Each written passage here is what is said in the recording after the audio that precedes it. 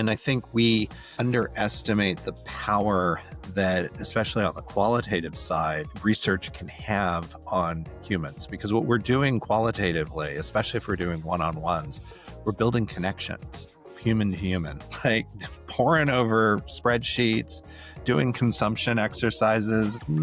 That's not the highlight. The highlight is making the connection with another person. And that inspires you. You carry that person with you.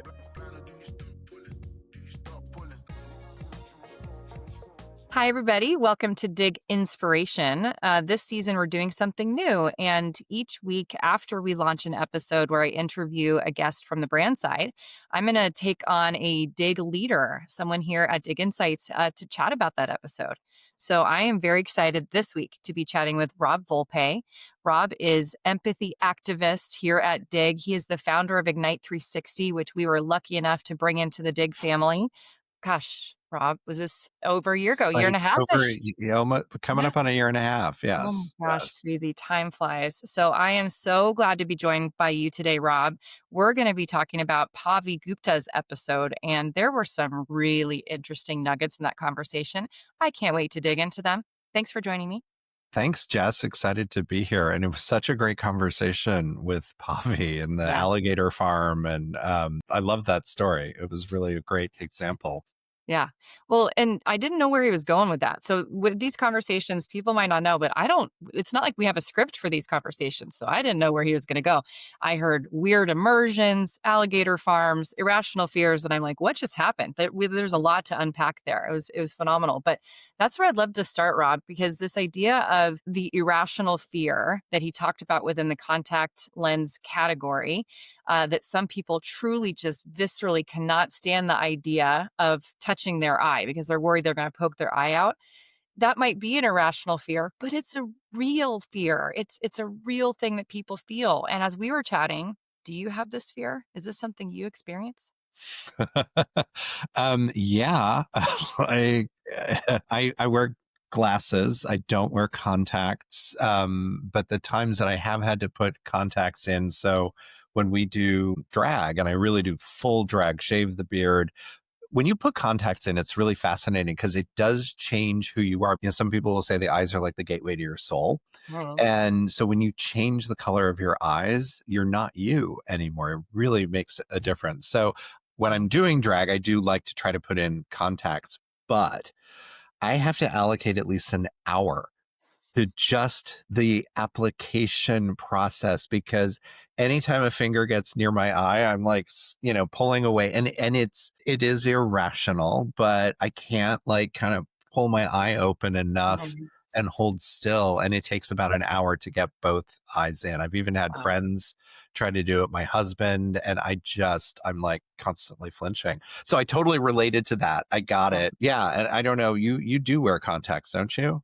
I do. I had the poorest eyesight. I got glasses at age 18 months. Like I was a baby when I got glasses. I just have very poor eyesight. So I was actually one of those kids that had these Coke bottle glasses. I was so embarrassed because they made my eyes look super huge. I had to take them off when I swam, all that stuff that just as a kid, it like really drags you down. So I could not wait to get contact lenses. And my first foray into contact lenses I was in 5th grade, and they were hard lenses because at that time they didn't have my prescription and even soft lenses. And it was the worst experience. I couldn't do it. I just couldn't wear them. And so I was so upset. I was so emotional about it. So when I finally graduated to the point where I could get soft lenses was like a really big deal. And I've been wearing them ever since. But I truly, when Pavi was talking about sometimes, you're medically guided to using contact lenses, but other times it really is a choice. So in your case, you choose not to wear them. And understanding that irrational fear and how you can adopt your marketing messaging to overcome that irrational fear, I just thought was such an interesting application of research. And I was just curious, you've been doing this for so long across so many different initiatives. What are some of those kind of surprising irrational fears that you've dug into through research? Are there any things that kind of come to mind?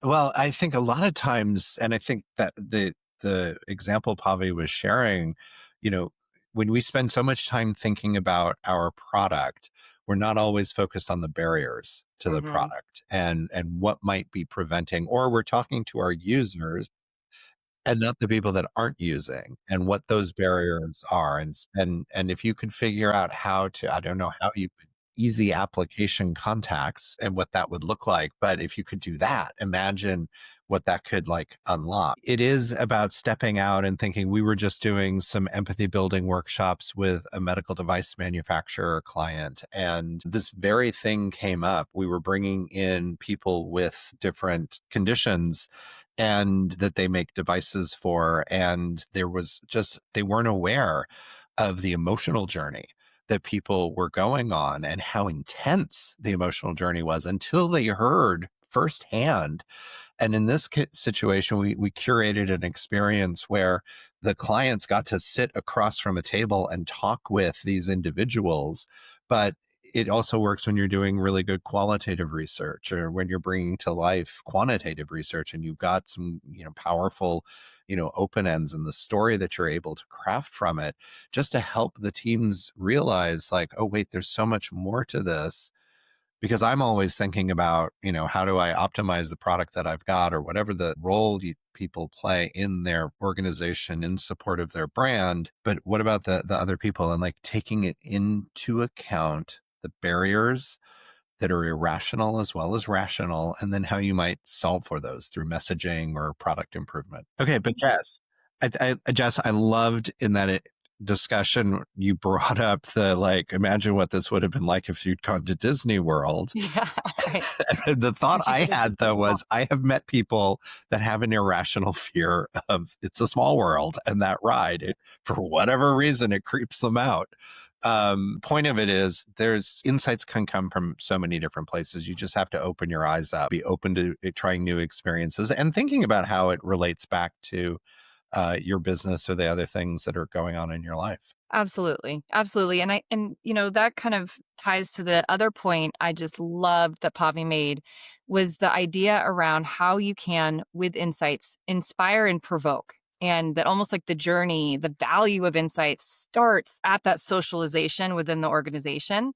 And that really spoke to me because it's something that I think we believe pretty passionately here at DIG, right? We don't want to just deliver a research report. We actually want to drive impact.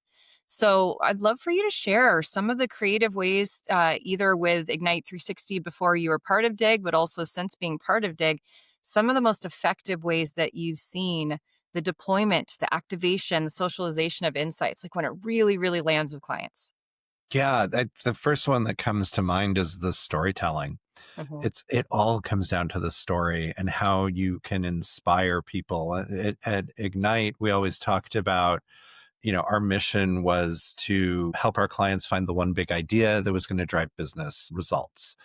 And in order to do that, to go from that one big idea into business results, it requires a change of thinking in the role of the insights professional, both as Mhm. a supplier partner as well as on the internal on the client side. So it's not just oh, let's have a share out of the report of that study and then we file it away, but actually having an application session. And it's like, okay, you heard this. Now, what are you going to do about it? How are you going to Right. put this into work streams? How does this affect whatever else is going on? One of the biggest issues in corporations is inertia. Mhm. It takes so much energy to get things going and to stand up a team to start a work stream.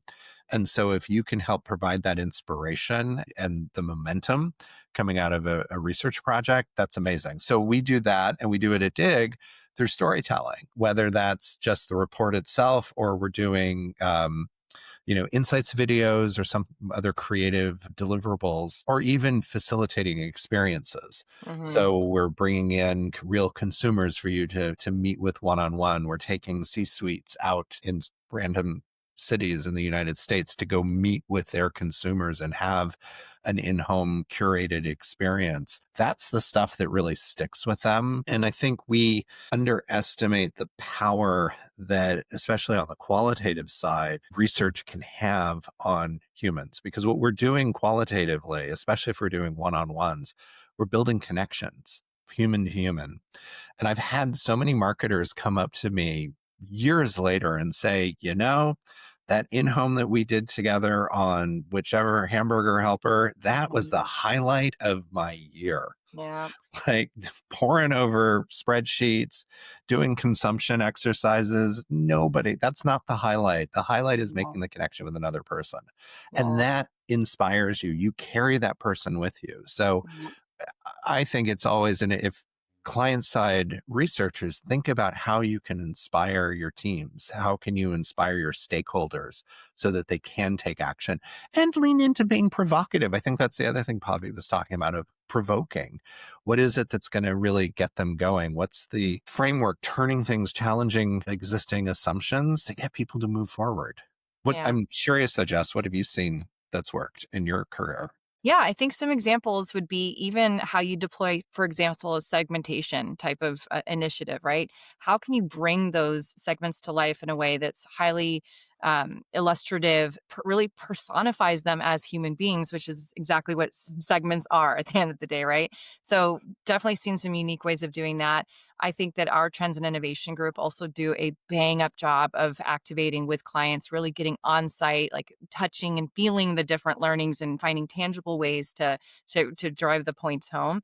And I do agree that some of the most memorable insights come from those stories of being in a consumer's home, or what you overheard in a qualitative exercise. In fact, several guests have talked about that in the past. Zachary Danone talked about, as she was building out the empathy program that they put in place, the fact that someone in her finance team had never really understood the importance and the emotional ties related to the infant formula, especially when there was that shortage during the pandemic.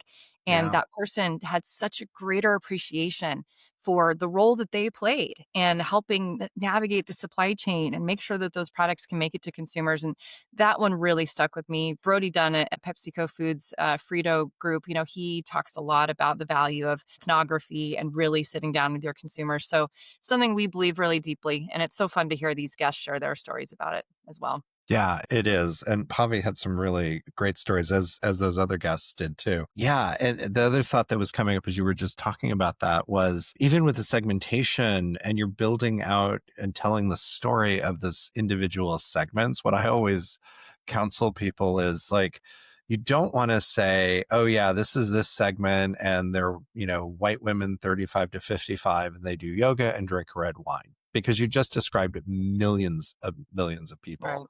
Right. What are what's that next level down? What are those individual characteristics or attributes that may not be every single person in that segment, but apply to enough of them, but make them distinct and memorable? Yeah. So that you're not just grabbing a stereotype in your head, but you actually can see a real person. Yeah.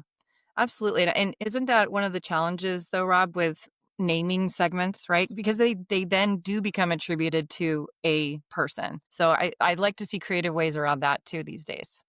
Yeah, in the past, I've advocated for taking one hero respondent, if we're doing qualitative to build out and personify, having one consumer be that champion or that face, or even Yeah. two of them. We're doing a really cool project with a food manufacturer right now where they're trying to take their insights and have them live beyond that point in time. So we're finding a couple of consumers that embody their growth target and their brand champion. And Mhm. then we're interviewing them over a longer period, a longitudinal period. But then we're putting together content that we're dripping out to the team in a private Substack channel, so Mhm. that people can actually engage with it and then get more information. And that helps keep the consumer in front of you.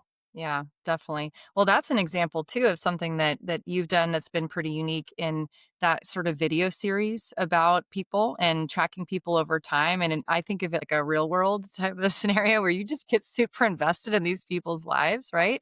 That's Oh what yeah. you've done with your longitudinal analysis as well, right? Navigating to a new normal. Yeah, it's the same. There's 14 active participants now. We started with 16. We've lost two, but it's going for 5.5 years. And we've had babies born. People have gone through major life changes during that time.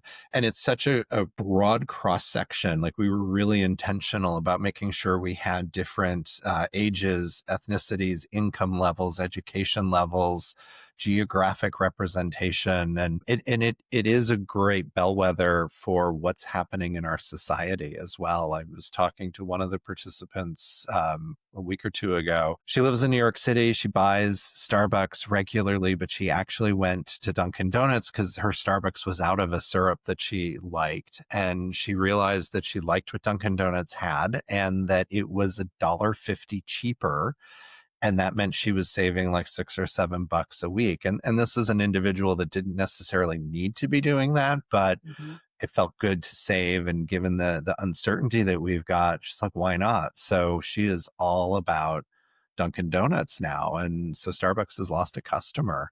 And that Yeah. it's just an indication, A, of challenges Starbucks is facing, but really what's happening in our society. And you start making all of these little changes, at least in the United States, like where is the economy actually going? And it has such huge implications for brands. So that study is really fun because we get to see those things as they're playing out.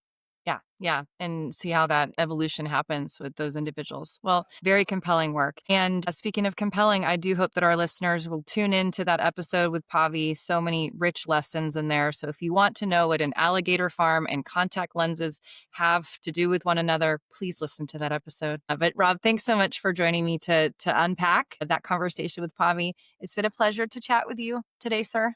Always, Jess. Thank you so much. It was a really great episode. I hope people check it out.